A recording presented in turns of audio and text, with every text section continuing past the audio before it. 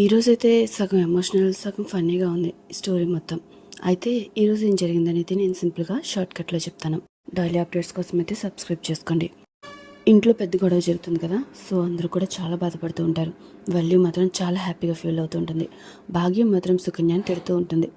ఇదంతా కష్టపడి చేస్తే ఇది చెడగొట్టిందని చెప్పేసి. బట్ వల్లి మాత్రం సుకన్యకి సపోర్ట్ చేస్తుంది. నువ్వు చాలా ఓల్డ్ అయిపోయావు, అందుకే ఇలాంటి ఐడియాలు ఇస్తున్నావు.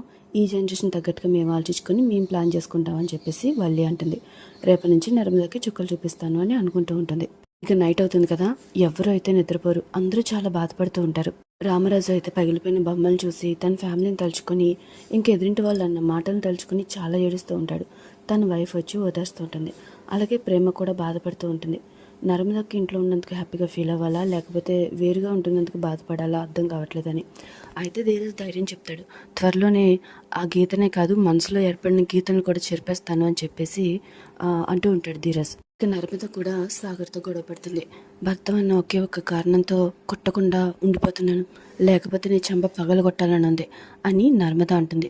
ఇక సాగర్కి కూడా చాలా కోపం వస్తుంది. ఏదేమైనా సరే ఇంట్లో ఉండడం జరగదు, ఒక్కసారి అమృత పెళ్ళయిన తర్వాత మనం ఇక్కడి నుంచి వెళ్ళిపోవడమే అని అంటూ ఉంటాడు. ఇక ఎవరికి వాళ్ళు చాలా ఫీల్ అవుతూ ఉంటారు. ఇక మనకి అమృతని చూపిస్తూ ఉంటారు. అంటే సాగర్ వాళ్ళ చెల్లి పేరు అమృతను కాదు, నాకు ఐడియా లేదు, తనని చూపిస్తూ ఉంటారు. ఇక ఈ విశ్వ ఉంటాడు కదా, కాలేజ్కి వెళ్ళి చాలా గొడవ చేస్తాడనమాట. తను చాలా అవమానిస్తాడు. ఇదంతా తలుచుకొని తను కూడా చాలా టెన్షన్ పడుతుంది. ఇక విశ్వ కూడా ఇదంతా తలుచుకొని హ్యాపీగా ఫీల్ అవుతూ ఉంటాడు. రేపటి నుంచి నువ్వు బయటకు కూడా రాలేవు, ఎలా ఉంది అని అనుకుంటూ ఉంటాడు.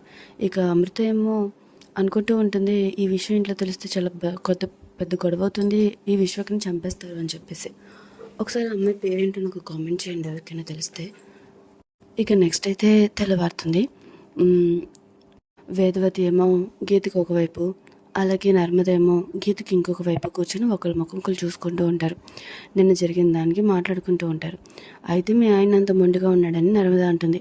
లేదు, నీ మొగుడే అంత మొండిగా ఉన్నాడని చెప్పేసి వేదవతి అంటుంది. ఇద్దరు కూడా ఒకళ్ళ హస్బెండ్ ఒకరిని తిట్టుకుంటూ ఉంటారు. నా కొడుకుని నువ్వే మార్చేసావని వేదవతి అంటే ఏమంటున్నారు అని చెప్పేసి నర్మద అంటుంది. వీళ్ళిద్దరు కాన్వర్సేషన్ అయితే చాలా ఫన్నీగా ఉంటుంది. ఇందులో ధీరజ్ కాఫీ పట్టుకుని వస్తే ఇద్దరితో మాట్లాడుతూ ఉంటాడు. అలాగే ప్రేమ వస్తుంది, వెంటనే గీత తట్టేసి నర్మదని హక్ చేసుకుంటుంది. ఇదంతా కూడా వల్లి సుకన్య చూస్తూ ఉంటారు. వాళ్ళకి చాలా కోపం వస్తుంది.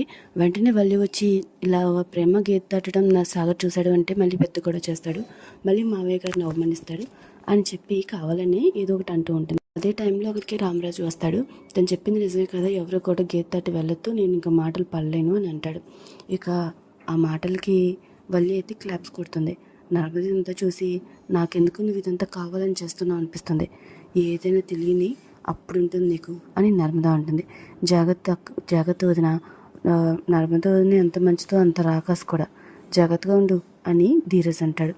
ఇక వల్లి అలాగే చూస్తూ ఉంటుంది. ఇక సాగర్ ఆఫీస్కి రెడీ అవుతాడు. టిఫిన్ బాక్స్ అని అరుస్తూ ఉంటాడు. నర్మద వచ్చి జీడిపప్పు ఉప్మా చేసాను సాగర్ అని అంటుంది. అబ్బా అని అనుకుంటూ బాక్స్ ఓపెన్ చేస్తూ ఉంటాడు. బట్ అది మొత్తం ఎంటీగా ఉంటుంది. అలాగే చూస్తూ ఉంటాడు, తనకి ఏం అర్థం కాదు. ఇక్కడితో అయితే ఈరోజు కథ కంప్లీట్ అవుతుంది.